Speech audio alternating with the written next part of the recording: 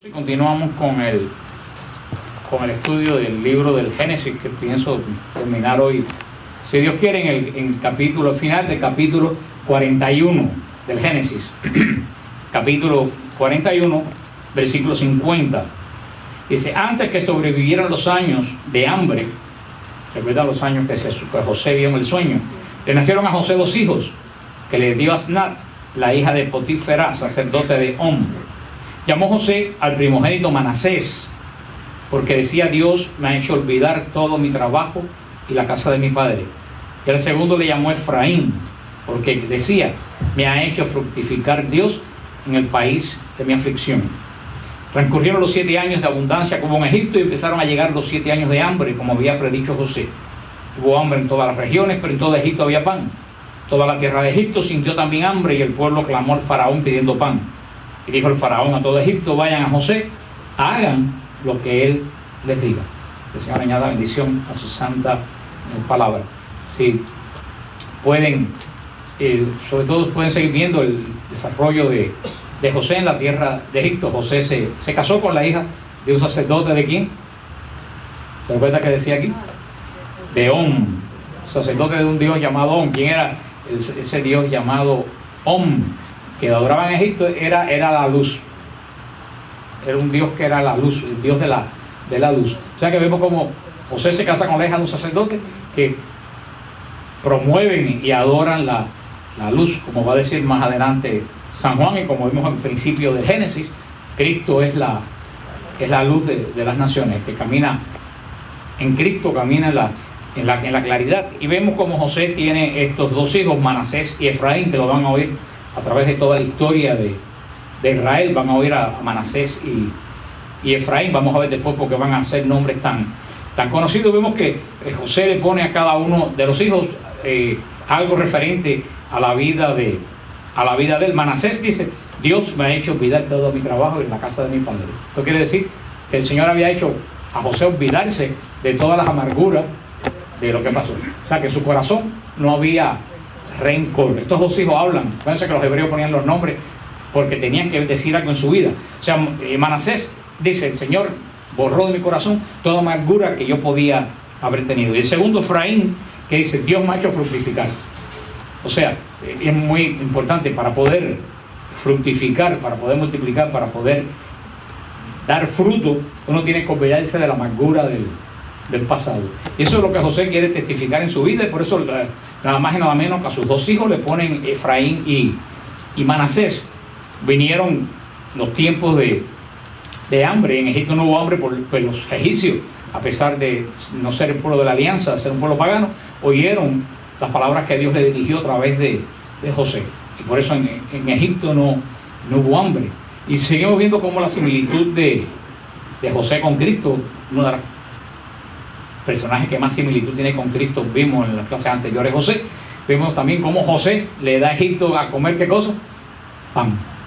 José que da de comer, que alimenta al pueblo, ¿con qué? Con pan. Una preeminencia también de la Eucaristía, como Jesús, que es el pan de vida, que alimenta a los hombres. José, que hace que a través del pan Egipto no muera. Cristo, a través del pan de la vida, hace que nosotros tengamos vida eterna. Seguimos viendo toda la similitud de José con el Evangelio, cuando le dice el faraón al pueblo de Egipto: hagan lo que él les diga.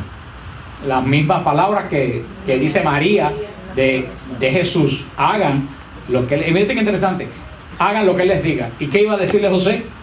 Le iba a señalar dónde estaba qué cosa. El pan. María le dice a Jesús: hagan lo que él les diga. Y Jesús, ¿a dónde nos va a llevar? Yo soy el pan bajado del cielo, que come de este pan no morirá. O sea, vemos esta gran similitud. Vemos el capítulo 42, versículo 1. Vio Jacob que se repartía grano en Egipto, y dijo Jacob a sus hijos: ¿por qué están ahí mirando? Tengo oído que hay reparto de grano en Egipto. Bajen a comprar granos allí para que vivamos y no muramos. Bajaron pues los 10 hermanos de José a proveerse grano de Egipto. Pero Benjamín, hermano de José, no lo envió Jacob con sus hermanos, pues decía: no vaya a sucederle alguna desgracia. Si ustedes ven, Jacob, como todos los padres, yo estoy seguro que Jacob sabía que a José le había pasado algo que no era normal. Lo que pasa es que como Jacob, como todo padre, se hizo de la vista gorda para no tener más heridas de las que tenía. Pero él dijo, algo pues raro pasó con José, no le voy a confiar al más chiquito. Él nos hacía muchas ilusiones de quiénes eran sus otros hijos. Dice en el versículo 6, fueron pues los hijos de Israel a comprar con otros que iban, pues había hambre en el país cananeo. José era el que regía en todo el país de Egipto, y él mismo en persona el que distribuía grano a todo el mundo. Llegaron los hermanos de José y se inclinaron rostro en tierra. ¿Se recuerdan el sueño de José? Que todos los otros hermanos se agachaban delante de él, y por eso ese sueño le costó que toda la desgracia que a través que el plan de Dios fue haciendo, pero vieron cómo se va cumpliendo la profecía. Y mira qué triste, el pueblo del pacto. ¿Quién es el pueblo? ¿Quién tenía el pacto en ese momento? Jacob es el que tenía el pacto, el pueblo del pacto. Jacob está pasando ¿qué cosa? Hambre. Y en un país pagano, ¿qué cosa es lo que hay? Pan, abundancia. Mira tú como a veces que los protestantes dicen, no, cuando tú te conviertes a Cristo todo te va a ir perfectamente bien, el dinero te va a caer del cielo. Mira aquí, alguien más bendición que tener el pacto de Dios. Una sola persona es la persona del pacto, José. El pacto de Abraham pasó a Isaac, pasó a Jacob. Jacob es el portador del pacto y tienen hambre. Y los paganos están llenos. Eso para que ustedes vean también, pero también una cosa muy interesante, ¿por qué los paganos tienen comida? Porque escucharon al que la gente del pacto no quiso escuchar. Dice en el versículo siguiente, ahí después, en el 6, dice en el 6 y 7, dice, vio José a sus hermanos y los reconoció, pero no se dio a conocer, y hablándole con dureza le dijo, ¿de dónde vienen? Dijeron, de Canaán a comprar víveres. O sea que José reconoció a sus hermanos, pero ellos no lo reconocieron. José entonces se acordó de aquel sueño que había soñado respecto a ellos y les dijo, ustedes son espías que vienen a ver los puntos de guarnecidos del país. Aquí comienza una serie de historias que no las vamos a leer porque no tenemos tiempo, pero aquí como que un poco que José, llevándose por la carne, por las cosas, dijo, les voy a hacer pasar un poco del trabajo que me hicieron pasar a mí. Acuérdense que el único perfecto es Dios. Aunque José había perdonado, José dijo, no se las voy a dar tan fácil. Ustedes van a sudar balas. Y le dice que son unos espías que están chequeando el país y los tiene en todo eso. Dice en el versículo 19, si son gente de bien, uno de sus hermanos se quedará detenido en la prisión mientras los demás hermanos van a llevar el grano que tanta falta hace a sus casas. Luego me traen a su hermano menor. Entonces se verá que son verídicas sus palabras y no morirán. Así lo hicieron ellos y se decía el uno al otro, a fe que somos culpables contra nuestro hermano, cuya angustia veíamos cuando nos pedía que tuviéramos compasión de él y no le hicimos caso. Por eso nos hallamos en esta angustia. Rubén les replicó, ¿no les decía yo que no pecaran contra el niño y no me hicieron caso? Ahora reclaman a su sangre. Ignoraban ellos que José les entendía, porque mediaba un intérprete entre ellos. Entonces José se apartó a su lado y lloró.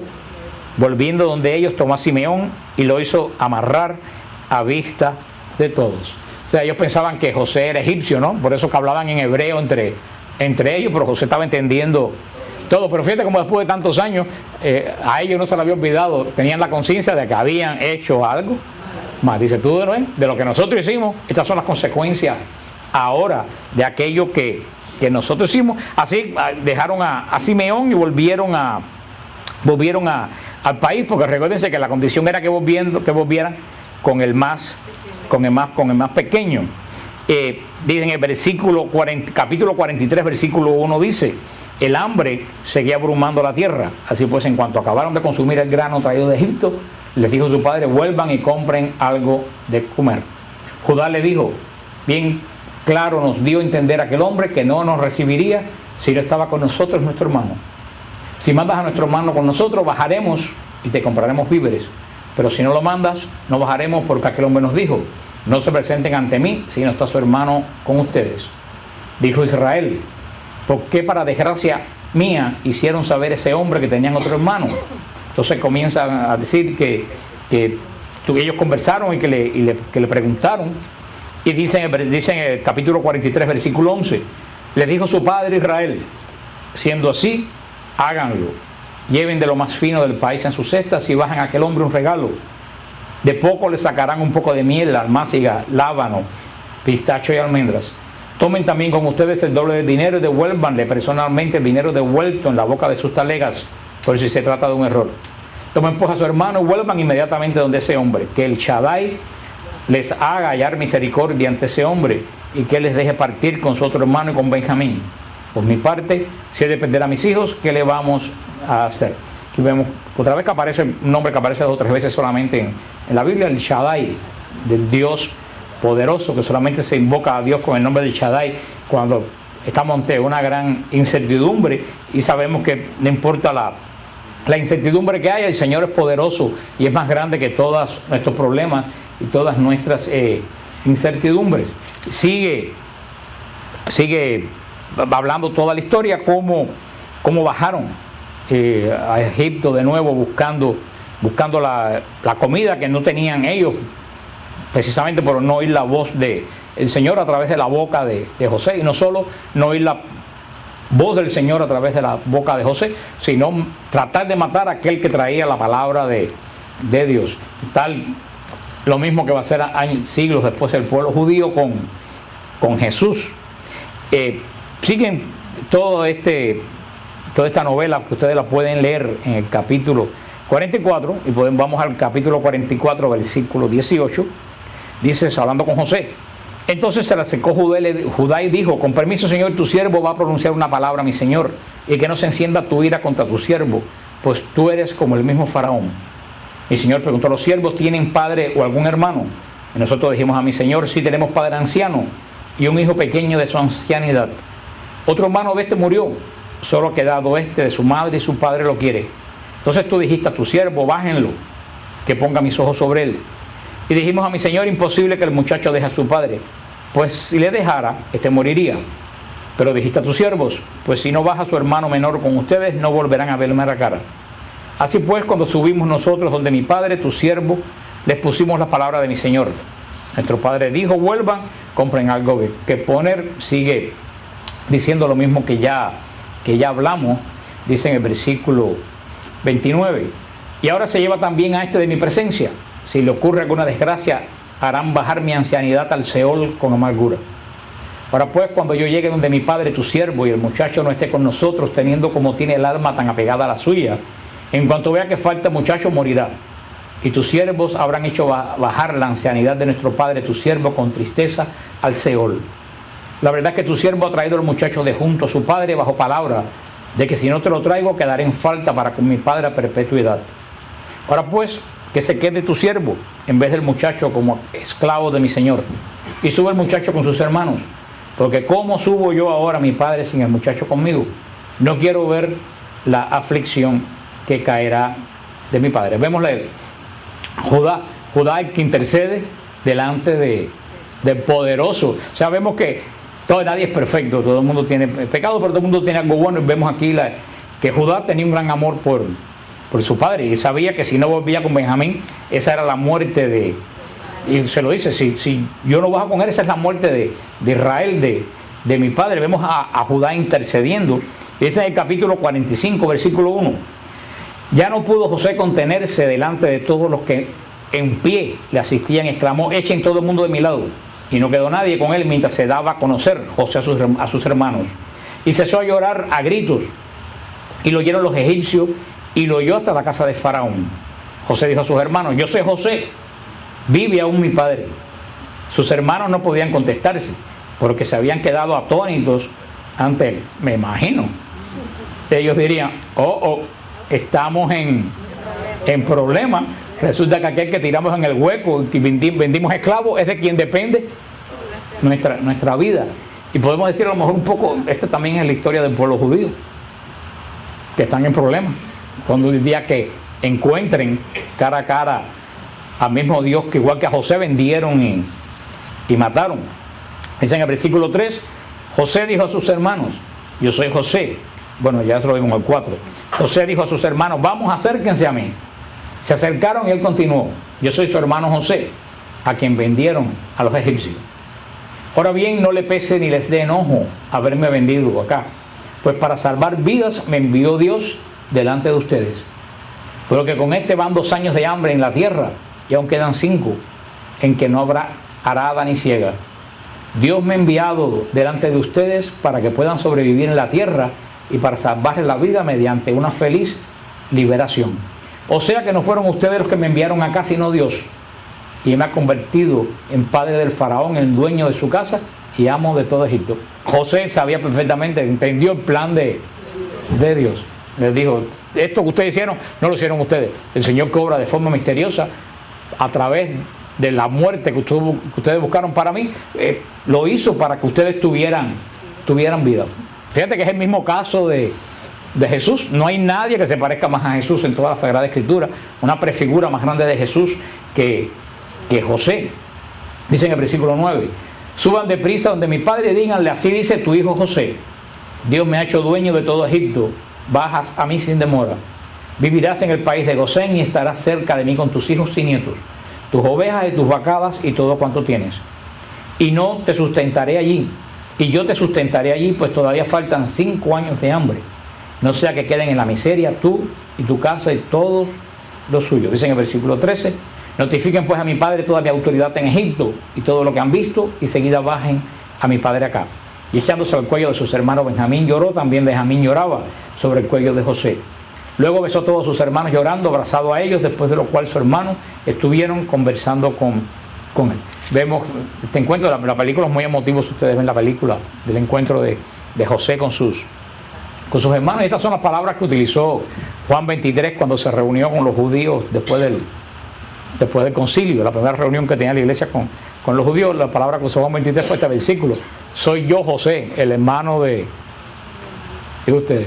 Poco caso que le hicieron, pero bueno, ese fue con la palabra que a la iglesia empezó este proceso de reconciliación con el pueblo judío. Después habla todo, al final del capítulo habla cómo bajaron a Canaán, donde estaba Jacob, y le dijeron que José vivía. En el capítulo 46 dice, partió Israel con todas sus pertenencias y llegó a Berseba, donde hizo sacrificio al Dios de su padre Isaac. Y dijo Dios a Israel en visión nocturna, Jacob, Jacob. Aquí estoy, respondió, yo soy Dios, el Dios de tu padre. No temas bajar a Egipto, porque allí te haré una gran nación. Bajaré contigo a Egipto y yo mismo te subiré también. José te cerrará los ojos. Jacob partió para Berseba, y los hijos de Israel montaron a su padre Jacob, así como sus pequeños y mujeres, en la carreta que había mandado el faraón para transportarlo. También tomaron sus ganados y la hacienda lograda en Canaán, y fueron a Egipto, y Jacob y toda su descendencia con él. Sus hijos y nietos, sus hijas y nietas, toda su descendencia se la llevó consigo a Egipto. O sea, y así ahí comienza la gran tragedia de Israel. Mira, si uno lee este versículo, fíjate lo que le dice el Señor a Israel, a Jacob. Primero que nada vemos que Jacob sigue un patrón desde que es joven. Cada vez que tiene algo que agradecer a Dios, ¿qué es lo que hace? Levanta un altar. Llegó a Berseba y hizo un sacrificio. El altar se levanta, por supuesto, para hacer un holocausto, para hacer un sacrificio. El sacrificio siempre va ligado a la adoración.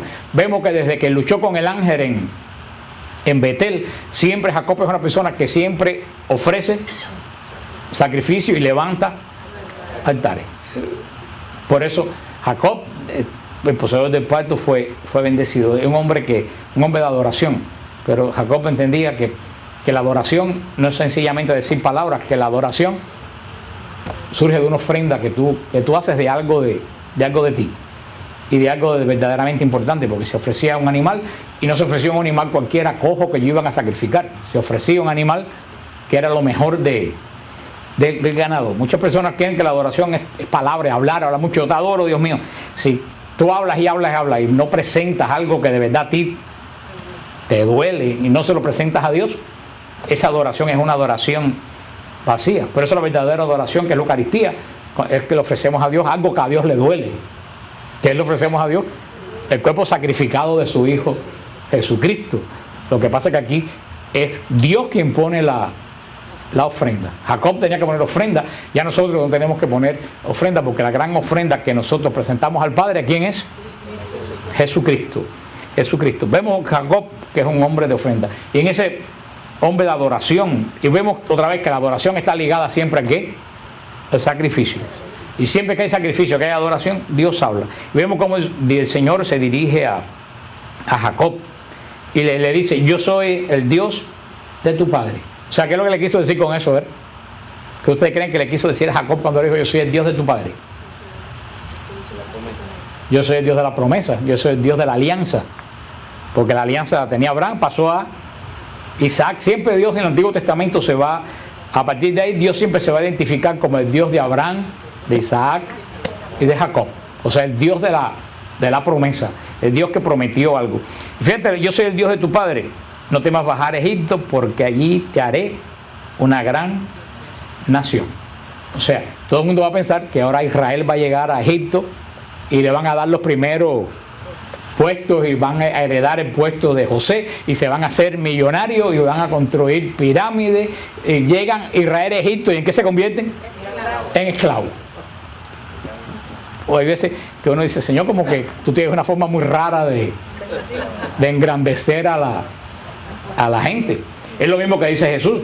¿Te acuerdas que Jesús ha dicho: yo he venido para hacer mi hora, el momento de mi hora, que habla continuamente Jesús? Y cuando llega el Jueves Santo, ¿qué dice? Le dice a los apóstoles: levántense, que ha llegado mi hora. Todo el mundo puede pensar que Jesús va a ser coronado rey y ser llevado a los cielos. ¿Y a dónde va?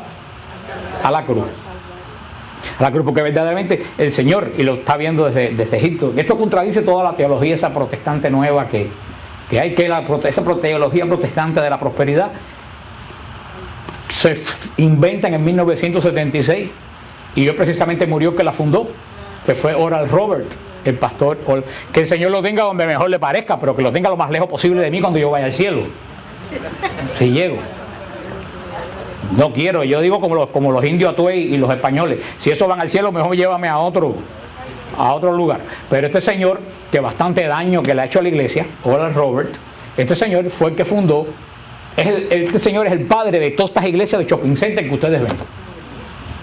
Hasta ese momento, hasta 1976, en Estados Unidos estaban las grandes iglesias protestantes tradicionales: la luterana, la bautista, la adventista, la presbiteriana, la episcopal. Eran las grandes iglesias establecidas. Este señor fue el que dejó de ser pastor e inventó el televangelismo. Que todo el mundo hiciera culto a través de ¿qué? De la televisión. Y fue el que inventó este concepto: yo soy cristiano. Que ese concepto de soy cristiano quiere decir: yo no pertenezco a ningún lugar donde hay orden. Yo pertenezco a una esquina donde el orden lo inventó el que está ahí. El culpable de todo esto que ha pasado en la iglesia es ese señor Oral Robert, que murió hoy. Y que fue también alguien que causó escarnio al cristianismo, porque en 1980 y pico fue el famoso señor que dijo en la televisión: si no recojo 8 millones en esta semana, el Señor me va a llevar. Eso lo pueden buscar en cualquier lugar, porque eso es famoso. O sea que él dijo: si ustedes no me dan a mí esta semana 8 millones, yo me voy a morir. Y tú sabes qué, estamos hablando de los años finales de los años 70 y pico.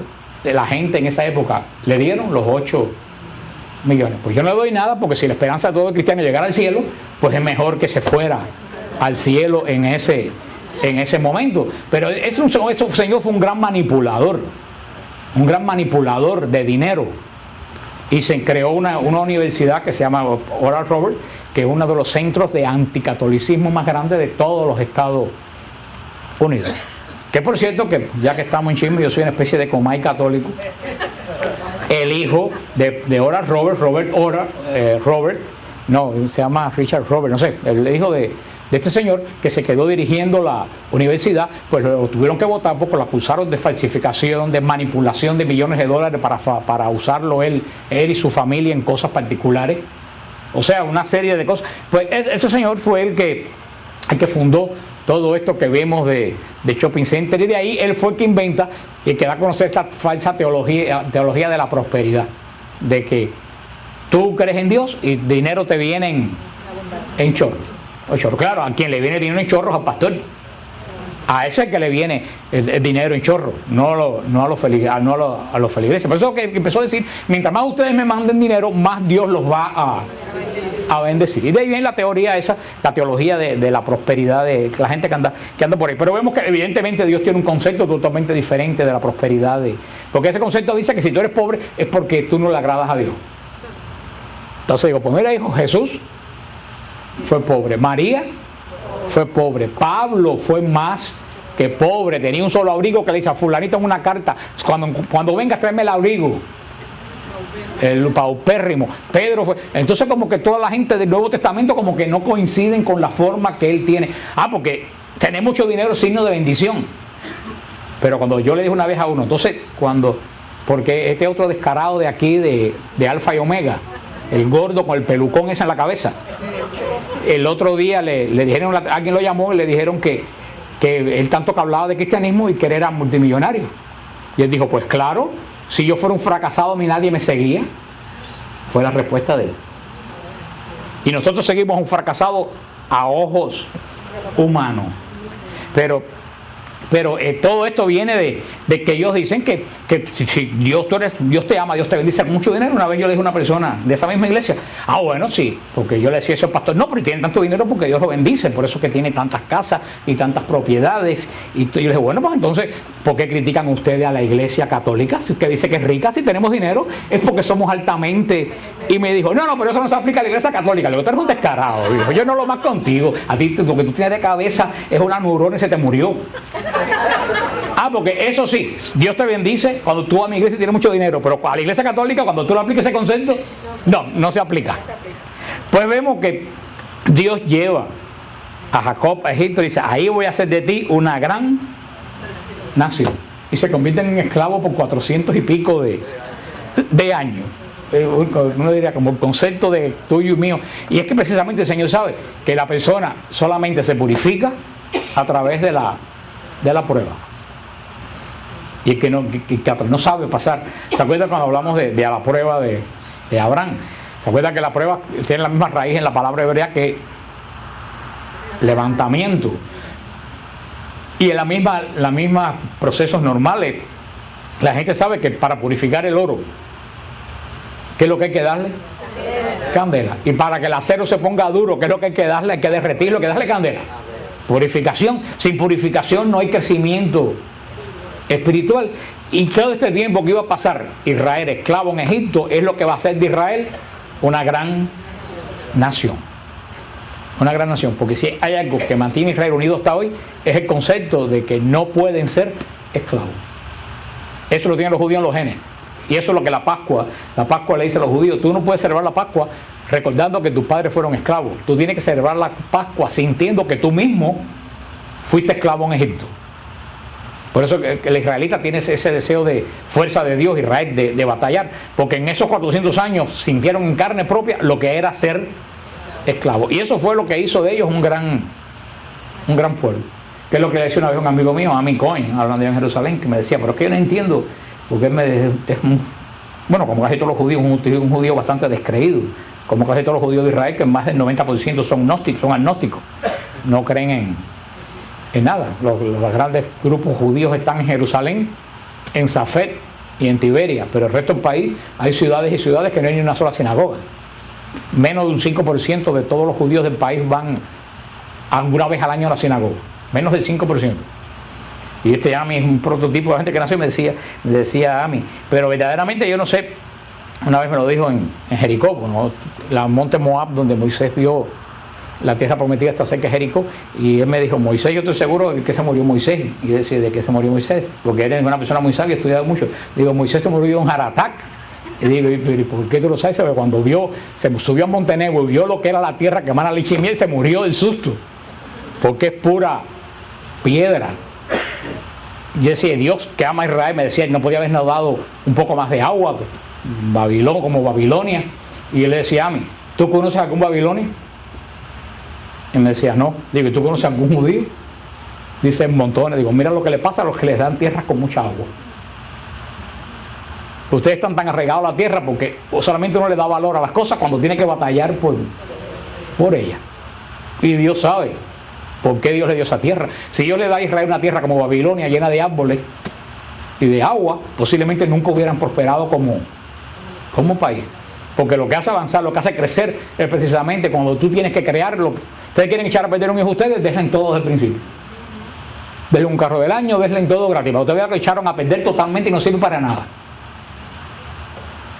Por eso que los hijos de inmigrantes, cuando llegan a un país menos en este país, y hasta los hijos de los primeros inmigrantes siempre salen personas trabajadoras, porque han visto cómo los padres tienen que trabajar.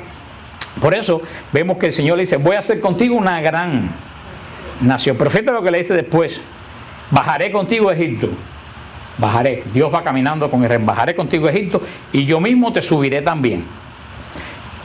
Vemos como después nos dicen los listas de todas las familias de Jacob, en el versículo 8 en adelante, que los que entraron a Egipto, fíjate que tienes que seguir la idea. Primero, todo el plan de Dios comienza con Adán y Eva. El pueblo se echa a perder.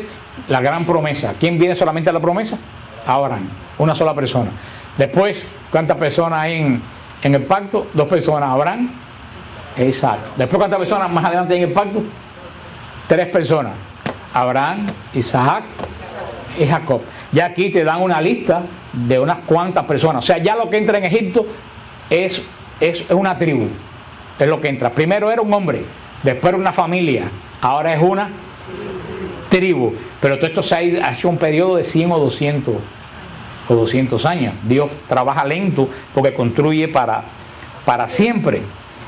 Después viene el encuentro de José con Jacob, donde dice, cuando Dios echó su cuello y estuvo llorando sobre su cuello, dijo Israel a José, ahora ya puedo morir después de haber visto tu rostro, pues que tú vives todavía. Si se fijan, esto es un poco lo que dijo Simeón, ahora puedes dejar a tu siervo manchar en la paz, porque mis ojos han visto el cumplimiento de la promesa de Dios. Y vemos ya, vamos al capítulo 48, vemos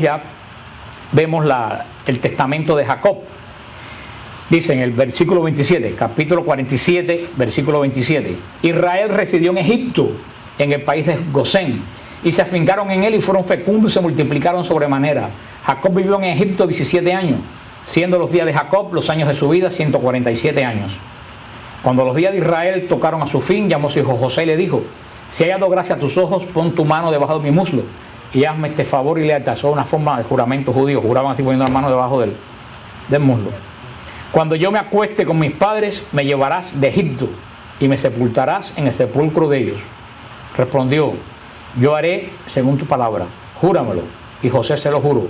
Entonces Israel se inclinó sobre la cabecera de su lecho. Sucedió tras esto que se le dijo a José, mira que tu padre está malo. Entonces él tomó consigo a sus 2 hijos, Manasés y Efraín, y se hizo anunciar a Jacob, tu hijo José ha venido a verme. Entonces Israel, haciendo un esfuerzo, se sentó en su lecho. Dijo Jacob a José, el Shaddai se me apareció en luz en país cananeo y me bendijo. ¿Se acuerdan? Luz, Bet-El. Y me dijo, mira, yo haré de que seas fecundo y que te multipliques, haré de ti una familia de pueblos y haré esta tierra a tu posteridad en propiedad eterna. Pues bien, los 2 hijos tuyos que te nacieron en Egipto, antes de venir yo a Egipto a reunirme contigo, míos son Efraín y Manasés, igual que Rubén y Simeón, serán míos.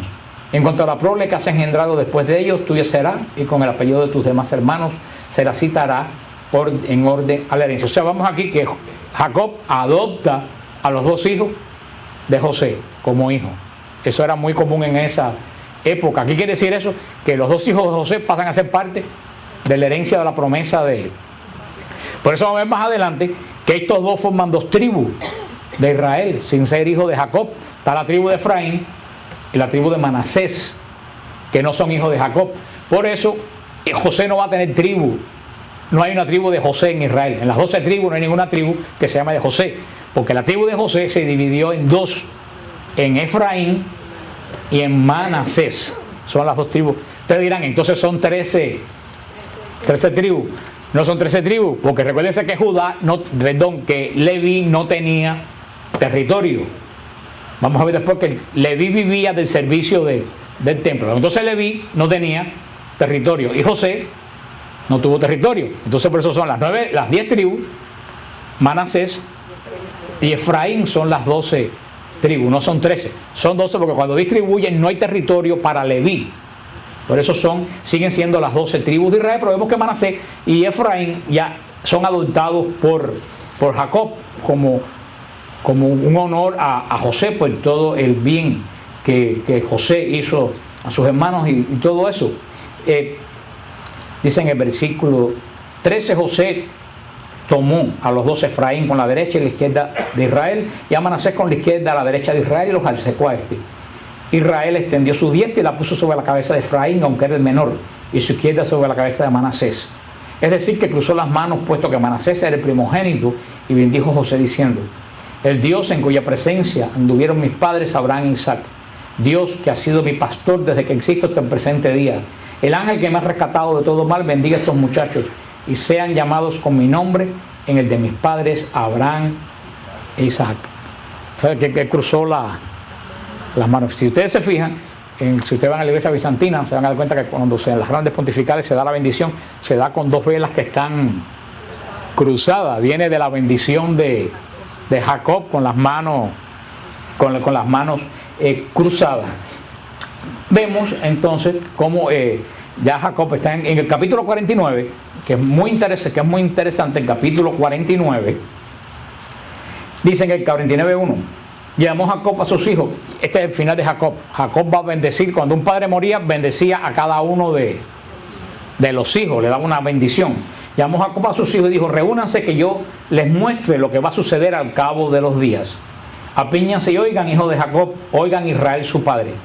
Rubén, mi primogénito, tú mi vigor, la primicia de mi virilidad, exceso de pasión, exceso de ímpetu, hierves como agua, no te desbordes. Jacob conocía muy bien, ¿se acuerdan a Rubén que se acostó con una de las Fíjate que el padre le está diciendo a cada uno, le va diciendo: Simeón y Leví, hermanos, instrumentos de violencia de sus espadas. En su consejo no entres, alma mía, tu asamblea no te unas, honra mía, porque enojados mataban hombres y por gusto desarrecaban toros. Maldito su enojo tan violento y su cólera tan dura. Lo repartiré por Jacob y lo dispersaré por Israel. Ahora viene la bendición más importante de todo el Antiguo Testamento, aquí en el capítulo 8. A ti, Judá, te alaben tus hermanos, tu mano la servís de tus enemigos, inclínense ante ti los hijos de tu padre. Cachorro eres de león, Judá. De la casa, hijo mío, vuelves y se agacha y se echas con león o con leona. ¿Quién te va a desafiar? Tendrás el cetro de la mano de Judá, bastón de mando entre sus piernas, hasta que venga aquel a quien le pertenece y le den homenaje a todos los pueblos. Esta es la promesa más importante. Después de la promesa de Génesis 3:15, de enemistad entre ti y la mujer, después del pacto de Abraham, esta es la tercera promesa más importante del Antiguo Testamento. ¿Qué le dice Jacob? ¿Qué bendición le da a Judá? Tú vas a tener la corona y el cetro hasta que venga aquel a quien le pertenece. De las 12 tribus, el único que tiene la promesa de que va a estar presente cuando... Acuérdense que el plan de Dios, todo el plan de Dios va caminando, enfocando ¿a quién? A Cristo. El único de las 12 tribus que tiene promesa que va a estar presente cuando el Mesías llegue es Jacob, es Judá. Las otras tribus, si quieren mantener esta promesa, tienen que mantenerse unidas a Judá. Por eso que la capital de la nación, ¿dónde va a estar? En Judá, Jerusalén. Y el templo, ¿dónde va a estar? En Judá. El arca, ¿dónde va a estar? Y Cristo va a morir en Judá. En Judá. Esta es la gran promesa. Ahí viene la promesa: cachorro de león. Por eso se le dice que Jesús es el león de la tribu de Judá. Porque si Judá es un cachorro, Cristo es ya el león. León en la plenitud de toda, el que impone respeto, el que impone terror con su sola presencia. Dice: no se tirará el cetro de la mano ni el bastón de mando de entre tus piernas hasta que venga aquel a quien le pertenece y al que harán homenaje todos los pueblos. Aquel que ata a la vid su burrito, y a la cepa el pollino de su burra, y que lava en vino su túnica y en sangre de uvas su sayo. Fíjate lo que dice.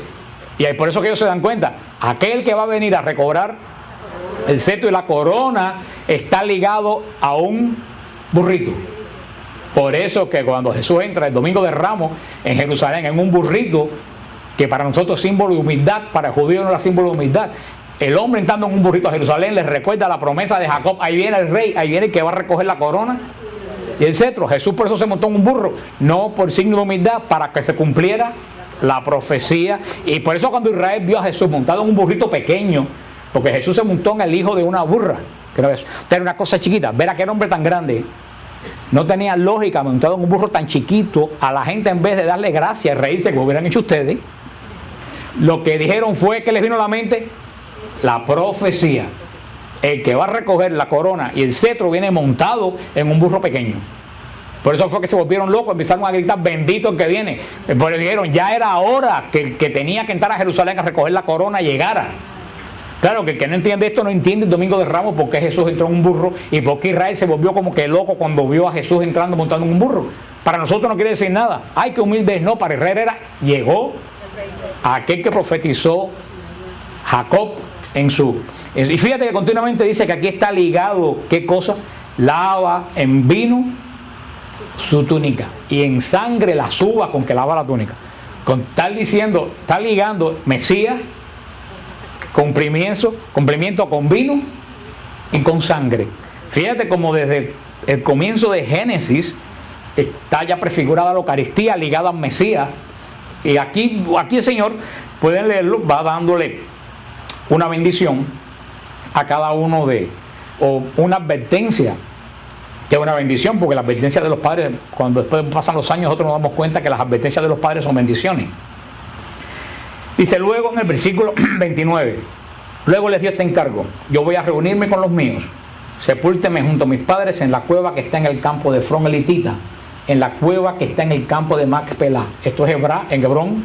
Ahí está la tumba de Jacob, junto con la de Abraham, con la de Sara, le dicen la tumba de los patriarcas. Dice en el versículo 33: y habiendo acabado Jacob de hacer encargo a sus hijos, encogió sus piernas en el lecho, expiró y se reunió con los suyos. Aquí siguen al final del capítulo 50.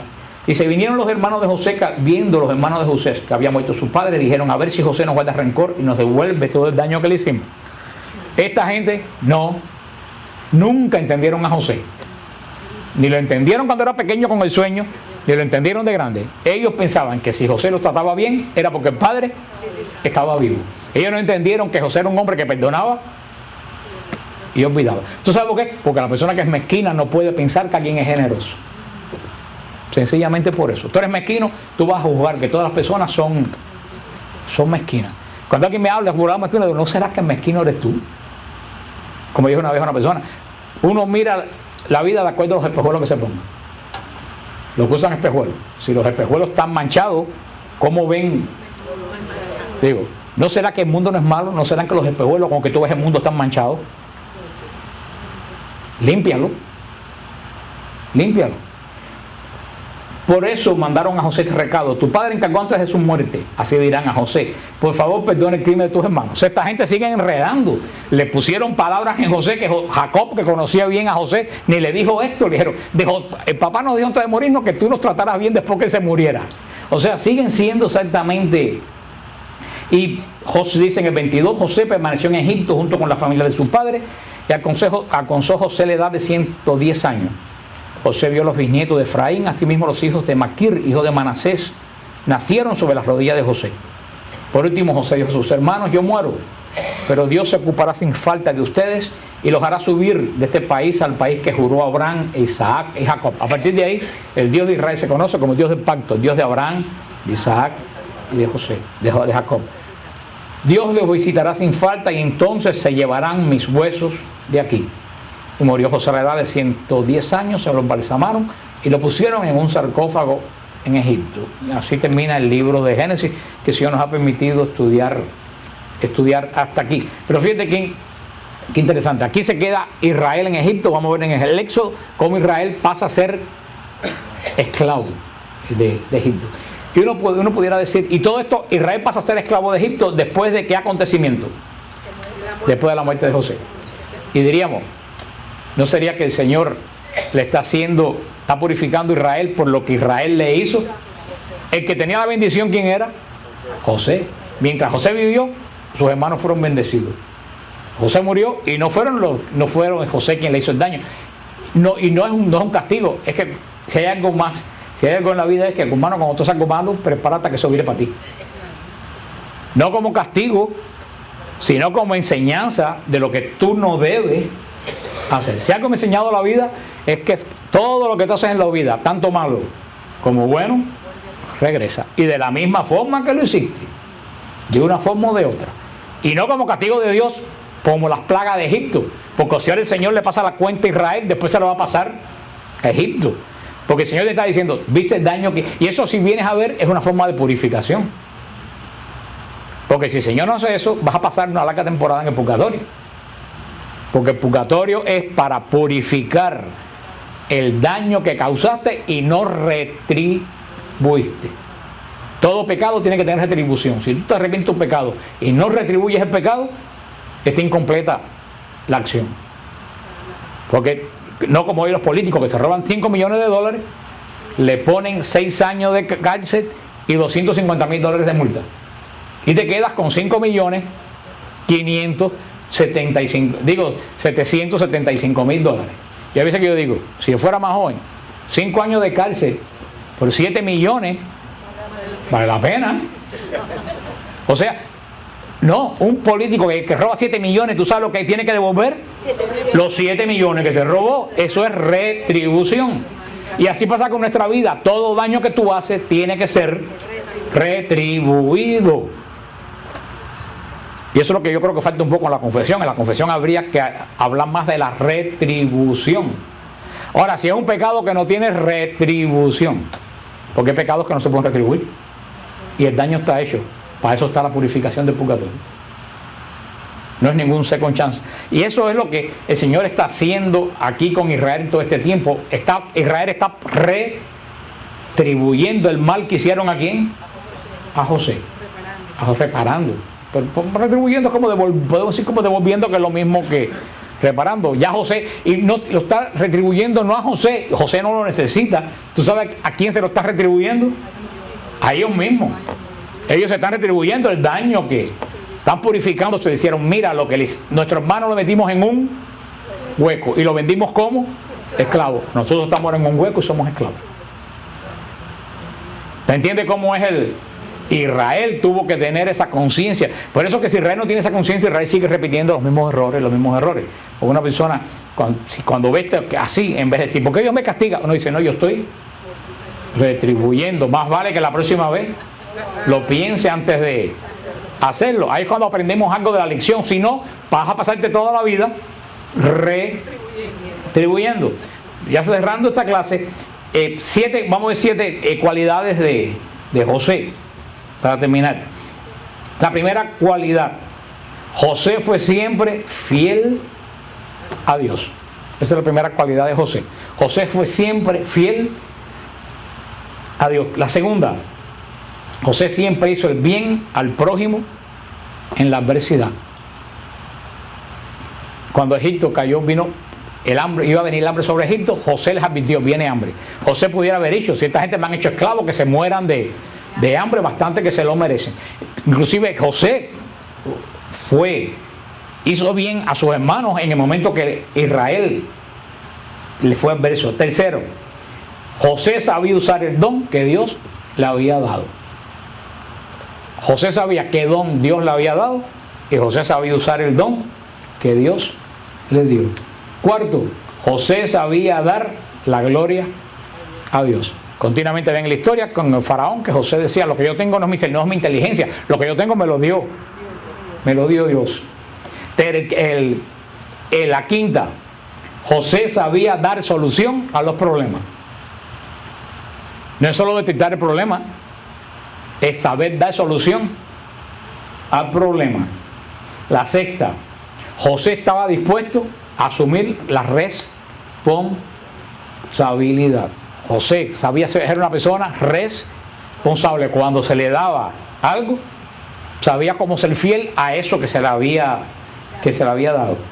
La séptima, José era un hombre que sabía perdonar. Esto fue lo que hizo de José un gran hombre. Lo voy a repetir. Primero, fiel a Dios. Segundo, hacer el bien siempre en todo lugar que se necesite. Tercero, saber usar el don que se te ha dado. Si tú no sabes usar, Dios te da un don y tú no lo sabes usar, eres infiel a la confianza que Dios ha depositado en ti. Cuarta, supo dar siempre gloria a Dios. Saber que lo que él tenía no era de él. Quinto, siempre daba solución a los problemas. Y eso es muy importante. A veces hay gente que nada más que saben crear problemas, o dejar problemas, como dice Lucía. Pero nosotros debíamos, como cristianos, siempre saber dar solución a un problema. ¿Y qué cosa es lo que nos facilita dar solución a un problema? Mirta lo dijo con voz mínima. Pues ya yo sé leer en los labios como los muñecos esos que hablan. Discernimiento. Por eso que todo cristiano debe pedir a Dios el don. Todos los días cuando ustedes se levantan de decir, Señor, dame el don de discernimiento para saber qué decir, para saber qué no decir, para saber cómo actuar y qué dejar. Y sobre todo, hermano, si tú ves que la gente empieza a venir a ti buscando solución de problemas, es que ya se están dando cuenta de que tú tienes el don ese. Cuando ya todo el mundo te llama porque tiene un problema y te dice, ay, ¿qué tú crees de en vez de tú ponerte bravo, y wow, ya la gente está detectando que el Señor me ha dado ese don. Sexto, supo saber asumir responsabilidad. Y el séptimo, y por ser el último no el menos importante, era un hombre que supo siempre administrar el perdón. Una persona que no sabe perdonar no sabe vivir. Esas son las personas que acumulan odio sobre odio, rencor sobre rencor, malos recuerdos sobre malos recuerdos, y eso lo único que afecta es a la persona. Esas son una persona que sabe perdonar, sabe vivir. Y una persona que sabe perdonar, sabe olvidar. Porque eso de que perdono pero no olvido, tú no perdonas. Yo quisiera ver si cuando tú llegues delante del trono de Dios, Dios te va a decir, yo te perdoné, pero no me he olvidado de nada. Una persona que no olvida tiene siempre eso ahí. Como dice el Catecismo de la Iglesia de una forma magistral, dice el Catecismo de la Iglesia, dice, uno te das cuenta que tú has sido renovado por el Espíritu Santo cuando la maldición de tu boca se convierte en bendición. Dice el Catecismo de la Iglesia. Ese Catecismo de la Iglesia es unas palabras muy sabias. Tú sabes que tú has recibido el Espíritu Santo. Lo dice de esta forma más elegante, pero lo digo así. Dice, cuando tú antes veías una persona y cuando veías a esa persona que te hizo daño, decía, ojalá que lo mate un carro, ojalá que se desaparezca, que lo parte un rayo. Y es que te salía tú lo veías. Y ahora, cuando tú ves a esa gente, tú le dices, Señor, abre el corazón para que pueda entender el mal que hizo. Cuando tú has pasado, ya tú estás en ese estado, tú has adelantado muchísimo ya en el camino espiritual. Eso lo dice el Catecismo, ese es el gran signo de que el Espíritu Santo está actuando en tu vida. Y vemos que pues ya al principio teníamos un solo hombre. Ya Génesis termina con ¿qué? Con una tribu. Y con una tribu un problema. Y mira qué interesante. Israel se mete en este problema por pura hambre. La necesidad lo llegó a meterse en la boca del lobo, en la boca del lobo. De eso también es una advertencia para nosotros desde otro punto de vista. Tenemos que tener mucho cuidado con dónde nos metemos. Ahí me escribía hoy un muchacho de WTN y me decía, un día por curiosidad abrí el internet y busqué pornografía por curiosidad y me he vuelto un adicto. Digo, hermano, pero si tú no tenías eso, ¿para qué tú te has metido? Porque tú eres necio. Si tú sabes que eso es tan adictivo, si tú nunca tuviste esa inclinación, ¿por qué te metiste en la computadora? Ahora tiene tremenda adicción. No lo disfruta, no le gusta, pero no puede parar de ver. Eso mismo muchas veces con lo que le pasó a Israel cuando se metió en Egipto por pura hambre. Tenemos que tener cuidado donde nos metemos. Hoy en día que hay tantas zonas oscuras en nuestra sociedad, cualquier lugar donde uno va, uno tiene que tener cuidado donde uno se mete. Porque puede ser que yo le dije, hermano, mira, lo dice la Escritura, el que ama el peligro, perece en él. Esa fue la primera frase que me aprendí de toda la Escritura. Cuando era un muchacho me aprendí esa frase, y tenía 14 o 15 años, porque me pareció muy sabia. El que ama el peligro, perece en él. Una persona que siempre está metida y le gusta todo lo que es peligroso, eso termina matándote. Con eso le pasó a Israel en Génesis. Vamos a ver también así, muy a salto a brincos, así vamos a ver el libro del Éxodo para poder tener una idea clara de qué sucede con Israel.